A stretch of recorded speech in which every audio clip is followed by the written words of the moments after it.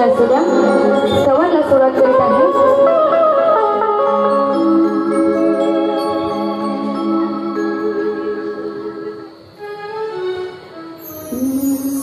वक्रतुंड महाकाय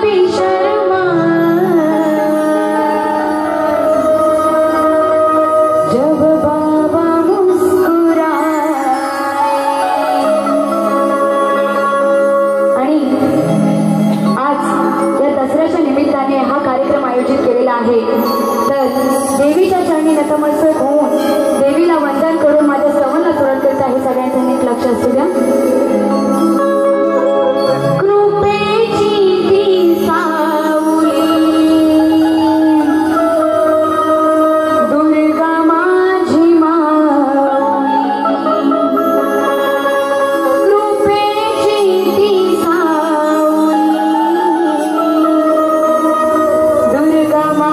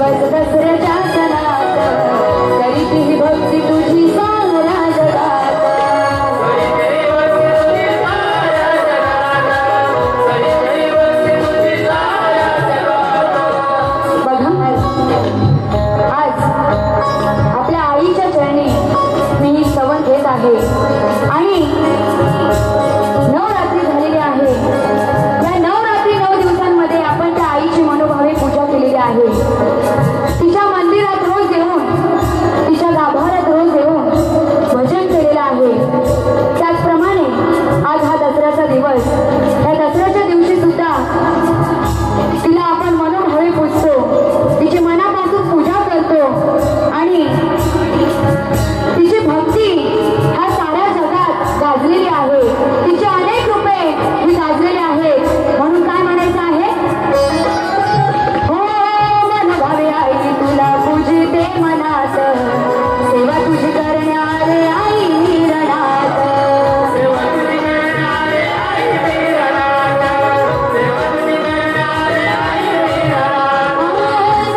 नव दिवस दसऱ्याच्या सणात करीती ही भक्ती तुझी साऱ्या जगात.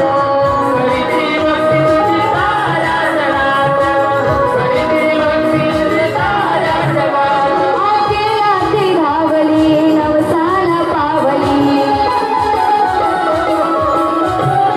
आखेराती धावली नवसाला पावली. तुझ आई तुझे गुण गाता, तुझ आई तुझे गुण गाता, तुझ्या चरणावरी ठेवीते माता. तुझ आई तुझ कृपावंता, तुझ्या चरणावरी ठेवीते माता. तुझ आई तुझ कृपावंता, तुझ्या चरणावरी ठेवीते माता. तुझ आई तुझ कृपावंता, तुझ्या चरणावरी ठेवीते माता. श्रवण झालेली आहे. गाण्याला सुरुवात करते, नीट लक्ष असू द्या. स्वर्गात पण जे सुख मिळणार नाही ते तुझ्या चरणाशी आहे. स्वर्गात पण जे सुख मिळणार नाही ते तुझ्या चरणाशी आहे. आणि कितीही मोठी समस्या असू दे बाप्पा, आणि कितीही मोठी समस्या असू दे बाप्पा, तुझ्या नावातच समाधान आहे.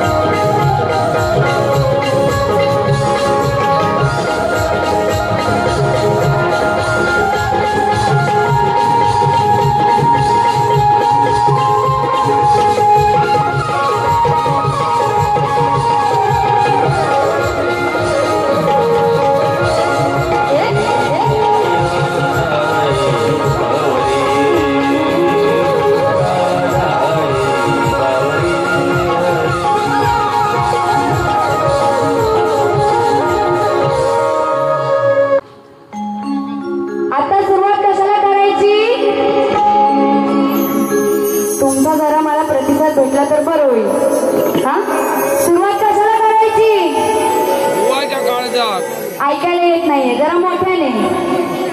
आता काय गवळ स्वप्नील बुवा आता आता ह्यांच्यासोबत माझे कार्यक्रम झालेले आहेत. स्वप्नील बुवा, जिथे कुठे असाल तिथनं बाहेर या आणि माझी गौरवांनीत लक्ष देऊन ऐका.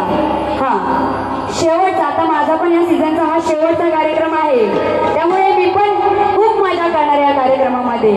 आणि बुवांना तर गवळणीमध्ये अशी काय होणार आहे की परत बोलले नाही पाहिजे की वैद्यही शेलारची बारी करायची आहे म्हणून. हा, बुवा काय काय बोलून जातील तो त्यांचा प्रश्न आहे, पण मला काय बोलायचं, मी गवळणीपासूनच सुरुवात करणार आहे. हा, तर बघा, गवळण शास्त्रात आहे, जास्त फालतू पण काय जाणार नाहीये. गवळण शास्त्रात आहे, पण तुम्हाला मजा सुद्धा आली पाहिजे की नाही. हा, तर बघा, गवळण घेते, बुवा नीट लक्ष असू द्या. हा, आणि म्हणून आधीच काय सांगणं आहे, या रणांगणात बुवा, या रणांगणात मी कोण आहे, राधा, हे कोण आहे, श्रीकृष्ण. बुवा आज राधेचा वेश पण धारण करून आलेले आहे. हा, सोडणार नाही ही राधा तुम्हाला आज. म्हणून काय म्हणायचंय, अरे कान्हा, जिथे कुठे असशील तिथला जरा बाहेर ये ना आणि माझी गवळणीत लक्ष देऊन ऐक ना, एवढंच सांगायचं आहे. आणि माझ्या गवळणीला सुरुवात करते, बघा नीट लक्ष असू द्या. हरामी हा काना करीतो छेडाचे, समजून स्वतःला थोर करतो घर, पकडून याला आज याच्या पायात घालते बेडी आणि मोडणार आहे या कान्हाची आज चांगलीच खोड.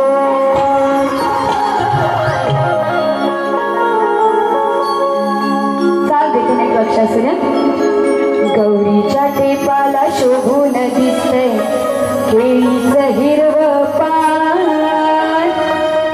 तुझा भगत घेऊन आईलय आई तुला साडी चोळीचा मान. बुवा चाल चुकवू नका, आधीच सांगितले चाल काय येते. हा, म्हणून काय म्हणायचंय, गवळणीला सुरुवात करीत आहे. हा पोरगा जगेल की नाही, हा पोरगा जगेल की नाही, नव्हता मुळीच खात्रीचा.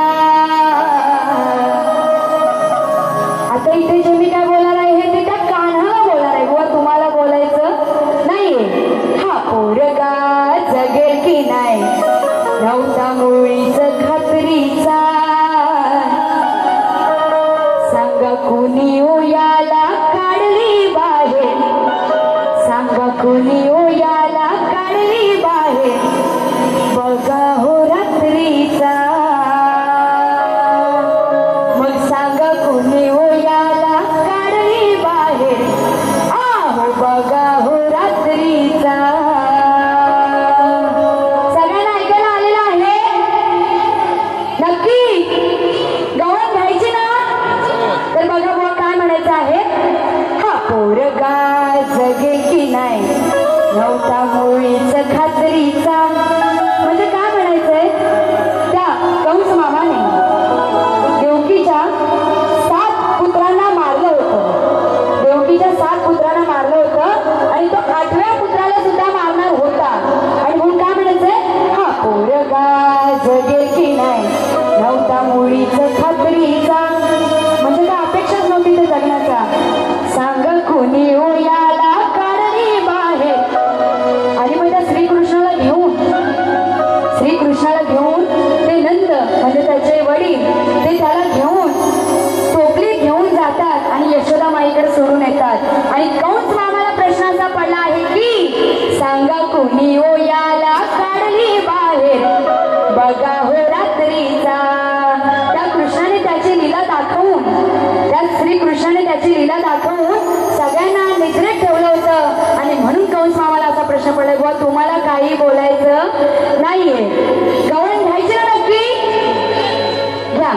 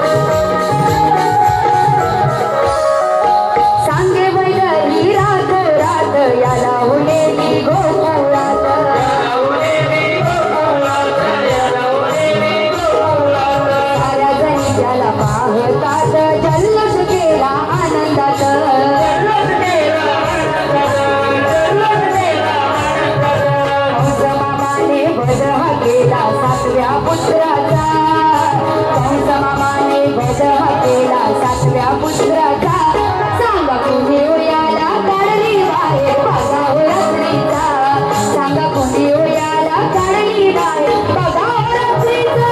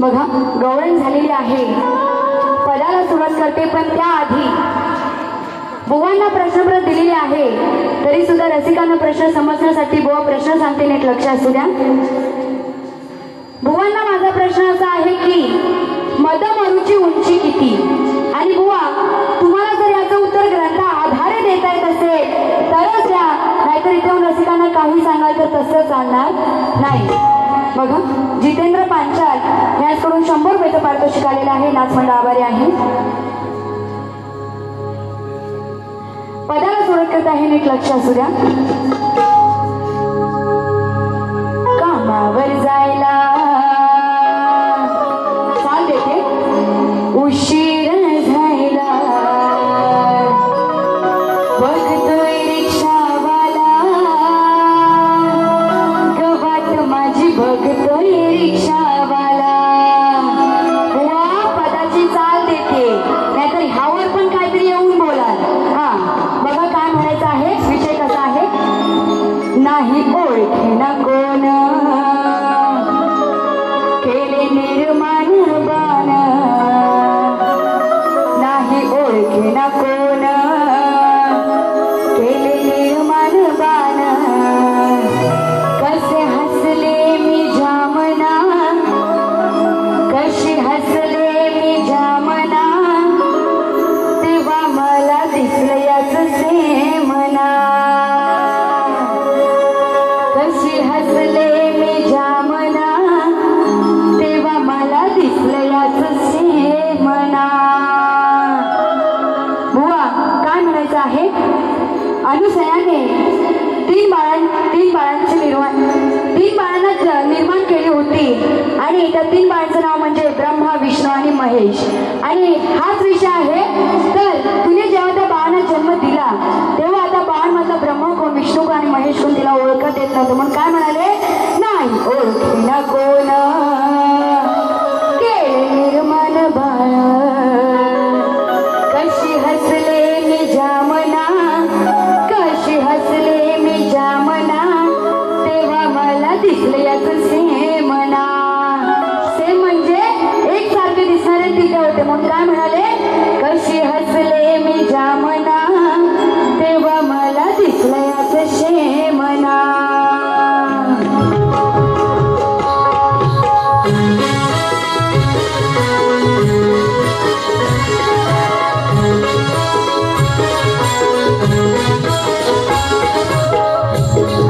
नाही ओळखेना कोण ते निर्मल बाळ नाही ओळखेना कोण ते निर्मल बाळ कशी हसले जामना कशी हसले जामना तेव्हा मला दिसल्या तुझे मना कशी हसले जामना तेव्हा मला दिसल्या तुझे मना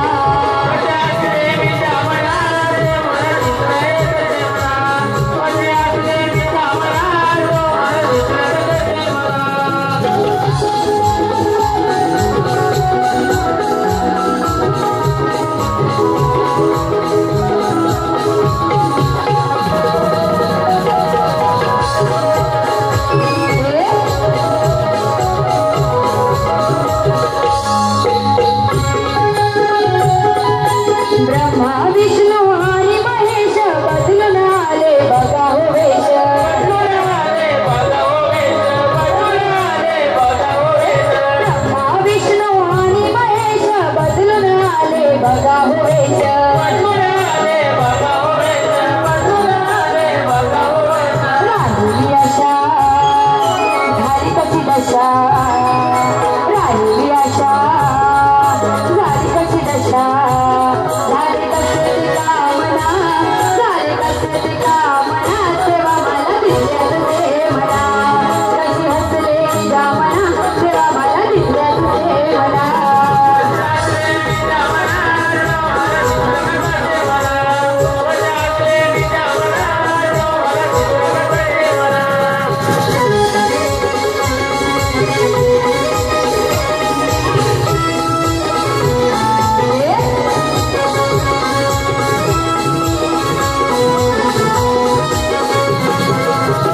किती होतो यांना होश काय संग होता तिचा हो दोष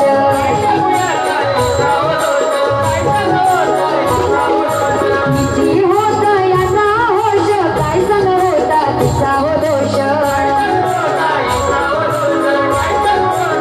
अशी ही कथा सांगते मी कथा अशी ही कथा सांगते मी कथा नाराहिला भावना तेव्हा मला दिसल्या तुझे मना नाराहिला भावना तेव्हा मला दिसल्या तुझे मना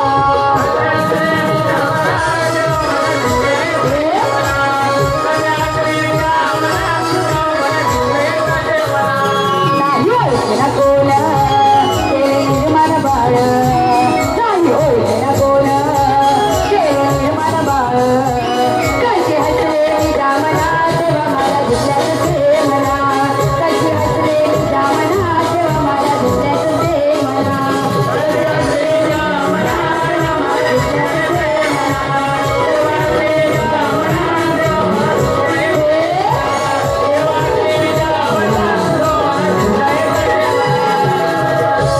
कशी हसले मी जामना तेव्हा मला दिसले मना तर बघा अशा प्रकारे मी माझी पहिली बारी ते संपत आहे त्याचप्रमाणे बुवांना पहिल्या बारीसाठी शुभेच्छा देते पण जाण्याच्या आधी बुवांना ताकीद करते बुवा ताकीद करते खेळची वाघीण बोलतात फार फार पाडल्याशिवाय राहणार नाही स्वप्नील बुवा जर अर्थाचा अनर्थ केला तर नाहीतर मग गोडी नाही बोले आणि आधीच सांगून ठेवते स्वप्नील बुवा तुमच्या नंतर मला काढायला लावू नका बुवा केस नाहीतच आहे तुम्हाला म्हणा तरी सुद्धा आधीच सांगून ठेवते आता बघा कसे स्टाईल मारून येतील बुवा त्यांचा अर्धा चंद्र फेमस आहे